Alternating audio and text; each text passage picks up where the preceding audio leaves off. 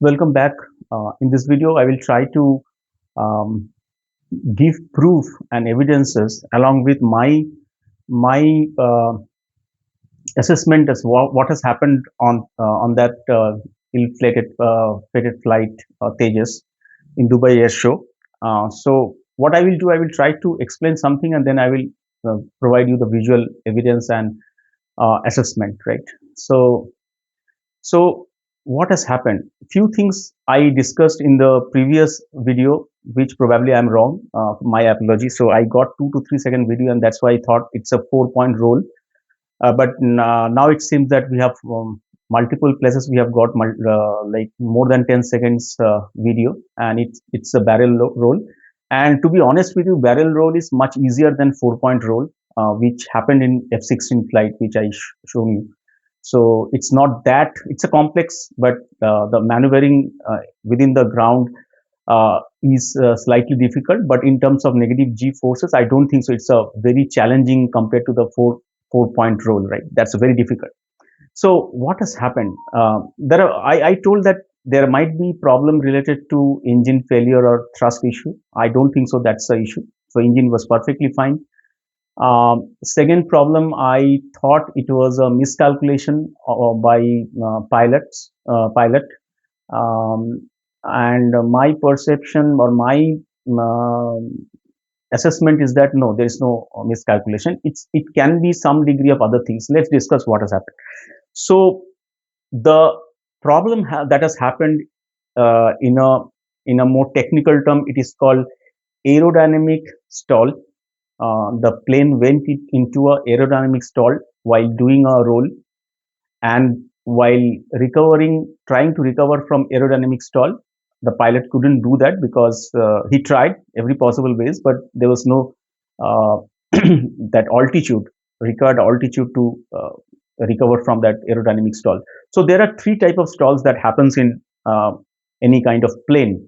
One is called, which is most rarest, and we don't see that. It's called coffin corners, where it happens very high altitude, where the air density is almost zero. So I don't think so.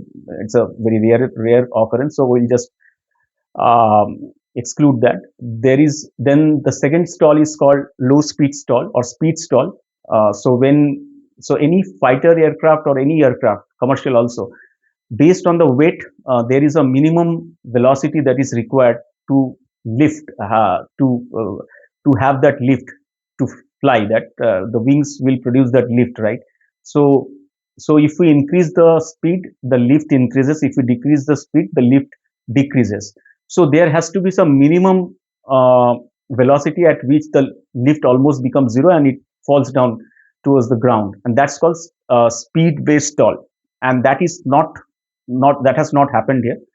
Here we have encountered aerodynamic stall. So aerodynamic stall means the plane is flying in a velocity which is much higher than the speed stall, but due to some maneuvering, here he was maneuvering a roll or flip. So due to the maneuvering, the aerodynamic nature of the plane loses its structure. Like when the plane rotates like that, the wings is almost 90-degree, right? And uh, and that's time, if we are not we are not we are not considering multiple factors, then the plane might go into a aerodynamic stall. There has to be certain degree of precaution and all those parameters that has to be fixed before doing those kind of maneuver. Otherwise, the plane might go into aerodynamic stall. So the problem that has happened is aerodynamic stall in this case, and the root cause of this problem is um, disorientation. So pilot got disoriented coming from a high altitude, stabilizing the plane, and then going for a 90-degree flip for the roll before the roll, and baselining the ground. So the ground is moving very fast when he sees from the cockpit, right? The bubble canopy bubble. And during that time, when he do the or when he execute the uh, roll, there might be some degree of disorientation, right? So here I guess the disorientation is the main reason. There is no engine failure. Obviously, I don't see any problem in the Tejas structure and all other things. One consideration we used to have, that is there a problem with hardened of not rudder, hardened of elevator or hardened of aileron. That means when he tried to roll, he has to adjust the aileron and elevator to certain degree, and when it does the roll, whether that got stuck or not, and when it got stuck, it's a problem of plane, right? Structural failure of a plane.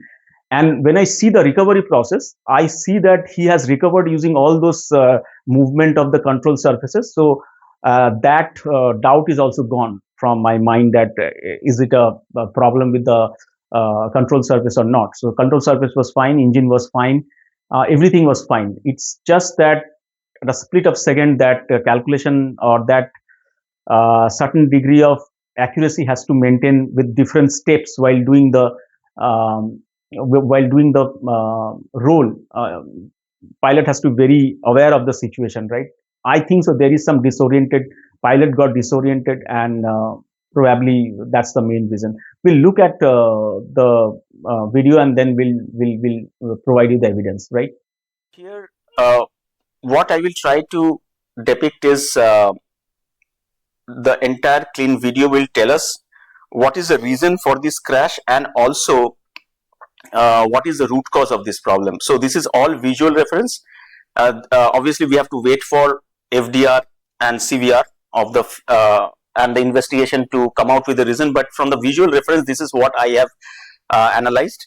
So two things has to be certain. So Tejas has completed its high pitch descent, which is called the loop, right? From high altitude to ground, almost ground level, it has to do a loop, which is a negative G maneuver. So that negative G maneuver has been completed. So let me tell you, negative G maneuver has been completed. So there is no question of pilot unconscious because of negative G, which has been actually depicted by many analysts. So that is absolutely wrong. So it has already completed the negative G maneuver, and it is stable at almost at least 300 or 400 feet, right, from the ground. So it is stable now, and pilot is inputting the commands, and hence we can prove that he is not unconscious. So another thing, any pilot, be it a combat pilot or test pilot, can withstand a G of 11 G. So until and unless they are well-trained pilots, and they can withstand a G or endure a G of 11 times of gravity. So, and hence I don't think so that is a problem. And this entire plane is now a stable configuration. There is no negative G maneuver. So it is flying. Now it will go for a, before doing a roll, 270-degree roll, it has to go to a 90-degree configuration, which is called flip, to kind of set the baseline, ground baselining. We call it ground baselining. So we'll see that. So now this is the 90-degree flip, where through this canopy bubble, pilot is trying to see what is my reference point. It is baselining his reference point, and this reference point will provide him a guidance for doing the roll. It will be a 260-degree roll, right? A 270-degree roll, 3/4 of a circle. So now we'll see the roll.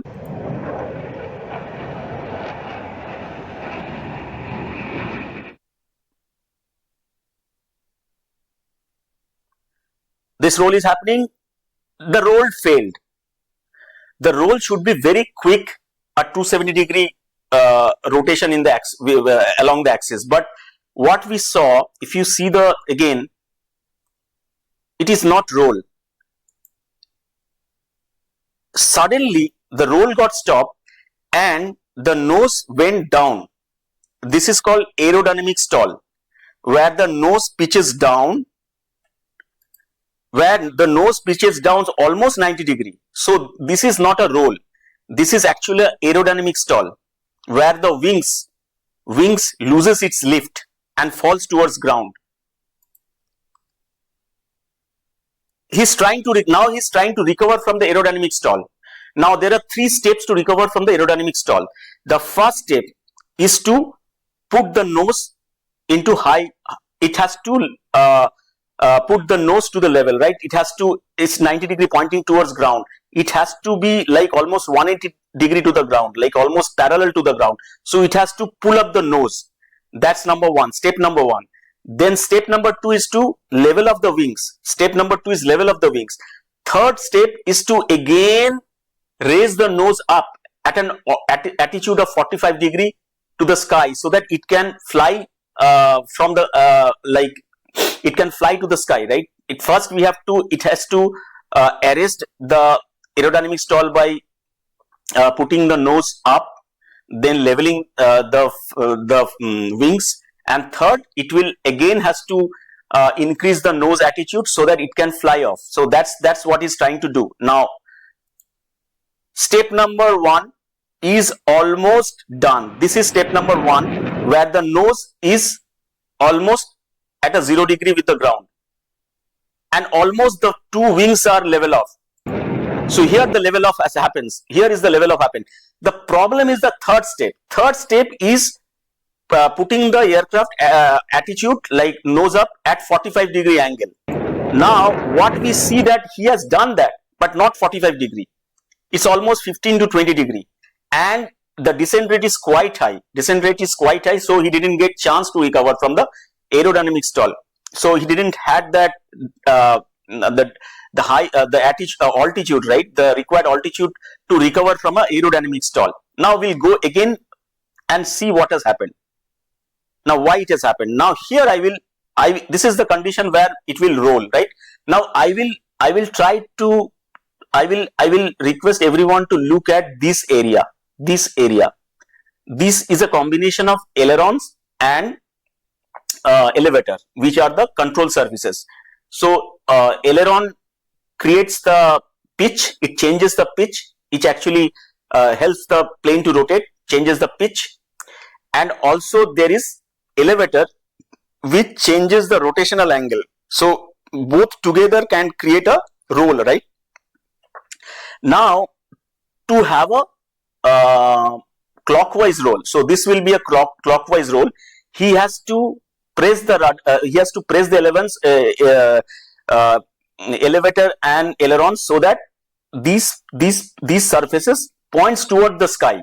These surfaces points towards the sky, so that the frictional force will help that to rotate, right? Now we see that if you see that the ailerons and elevators are actually pointing towards the sky, right? Again I will request to just see that surface. Now you see that you see a subtle change in this position of the aileron slash elevator, and that's why it is turning, it's rotating. Now the problem happens here. The problem happens here. Yeah, a frame before. You see that the aileron and the elevators is pointing down. In this frame, it was pointing up, which is the correct configuration. Now after few milliseconds, it is now pointing down, and that's how the roll actually stopped. The roll was arrested, and since the plane was not having, so it's a position where neither it stopped rolling and the wings got the lift, the wings loses its lift and the nose dropped. And this is what the classical problem of a aerodynamic stall, or classical condition of an aerodynamic stall. So you see the aerodynamic stall happen. Now the question comes, so we understood the problem. Problem is because there is a aerodynamic stall. Now what causes that aerodynamic stall? The main root cause of aerodynamic stall was that before the actual roll happened, barrel roll happened, there has to be a roll after the flip, and the aileron configuration has to be upward towards the sky. So pilot has done that correctly here, but suddenly here the change happened opposite direction, and while rolling plane loses its lift, and went into a high down attitude nose angle, high angle of attack, which caused the aerodynamic stall. So this is what we understood. Now coming to the other part, right? Now why it, so few question has to be answered. Let me answer. So there is no question of a problem of engine, which I estimated before in the previous video. I estimated that there was a problem. There can be a problem of thrust issue. I don't think so there's a thrust issue, because I can see the afterburner. So here also I don't see the, so afterburner, if you see a stream of light emitting out of the engine outlet, we will see that it's a afterburner. Means afterburner happens when we actually press down the lever full thrust for 100% thrust. That's when we encounter afterburner, engine afterburner. So we don't see that afterburner now. When we see that, see, so no, you don't see now, we don't see now. Still now the configuration is correct. Configuration is correct. Up to this time configuration is correct. Up to this time configuration is correct. Now he has actually reversed the aileron. He has reversed the aileron. Now, so once he is going into a aerodynamic stall, he has actually pressed the afterburner. Now you see a YOLO light kind of thing coming from this engine, right? So this is when we encounter a aerodynamic stall in lower altitude. We don't press afterburner, or we don't increase the thrust of the engine. We first do we first raise the nose up. So the nose has to be leveled off. Then second process is the wings has to be leveled off. Then I will increase the attitude of nose, that is 45 close to 45 degree, and while doing so we increase the thrust. So whenever a commercial flight, if anybody understand, whenever a commercial flight go for a go around, right, when it tries to land the plane, but it seems that there's a problem and he wants to again take off, I mean without landing it, want to go around, so he has to first pitch the nose up and simultaneously increase the thrust so that it can fly off, right? But here opposite has happened.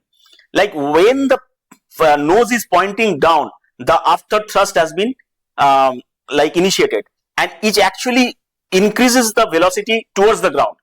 It increases the velocity towards the ground, and this is the problem. This is the problem. So before starting the sequencing of recovery process of the aerodynamic stall, he has actually pressed the lever, the afterburner lever, the engine lever, and it has increased the descent rate. It has increased the descent rate, and it is going down, because more you increase the thrust and your nose will go down. You have to first level up the plane and then increase the thrust, right? But he has still the plane is pointing towards the earth, and he has increased the thrust of the engine, which is the afterburner we see is a yellow light, right? And that's how the descent rate has increased, and he actually worsened the situation.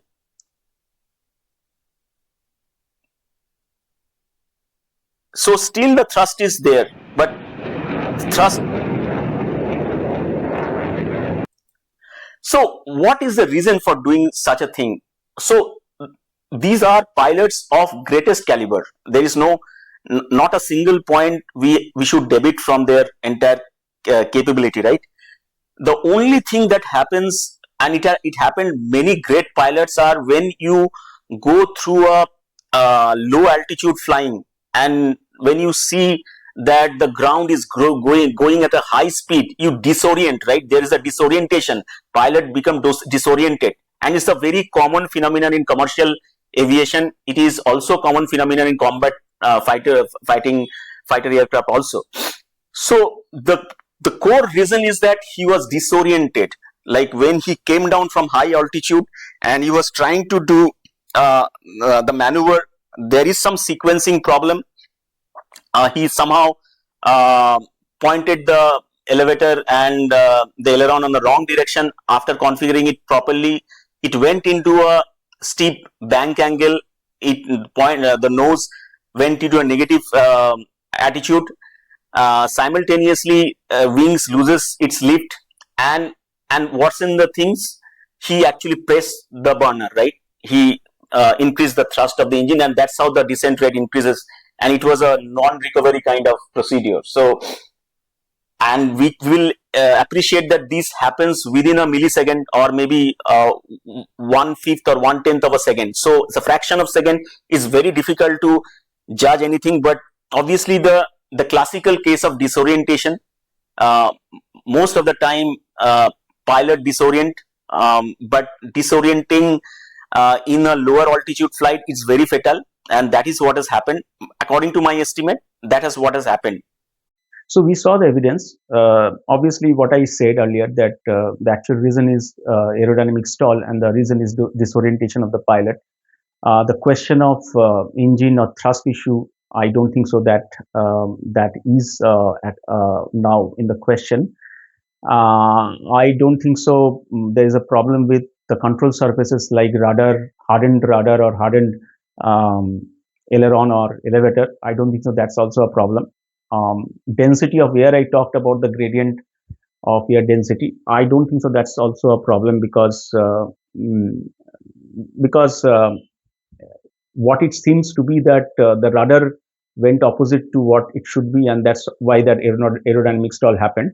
And let us see also a similar video from and compare with the um, Singapore Air Show 2 years back, right? I will just side by side, we'll compare the both the videos and both the acrobatic maneuver and see where is the difference, right? Let's see that. So here, what we'll try to do is compare the flight profile of the Tejas in Dubai Air Show, which is in the right hand side, grey color Tejas, and with the Singapore Air Show, which is black color, left hand side. So right hand side is the Dubai one, and left hand side is the Singapore Air Show. Now, I guess both the pilot are same. So the same pilot has flown the Singapore Air Show 2 years back. Now let us see what has happened and the comparison, right? So it has done the same thing. The first problem came, yes. So first problem came is, if you see, this entire roll is very subtle, and the roll is slightly before, like, so the roll is slightly before. If you see, slightly before from the Dubai Air Show, and now see, so this is the correct configuration. So it does a roll and it is trying to level off the wings. It's a 270-degree roll, but here what we see, it is pointing towards the ground. That's why I was saying that it loses its lift because of the aerodynamic stall.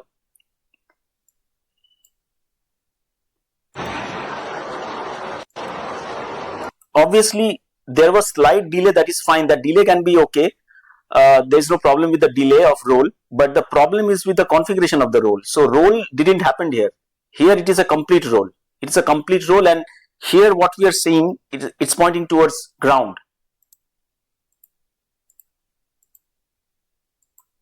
Right? And you see the flight profile. So it actually, there is no negative, so there is no descent. It went very smoothly. Right? So this is how, again, a comparison with the same flight profile, same condition, but different outcome because of different approach to, or different conditions, right? We are not sure about the condition, but this is what has happened. So we saw both the videos, and my conclusion is that it's a completely pilot disorientation which happens. We have seen multiple times great pilots being disoriented, both commercial pilots as well as fighter aircraft pilots.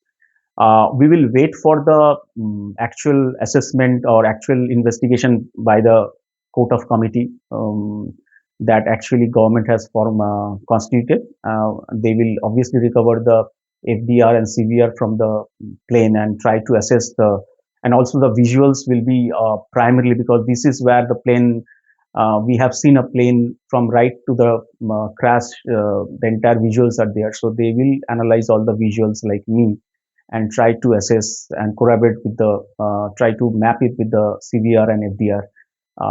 That's having said that, thanks for watching, and let's pray for the pilot and his family. Thank you.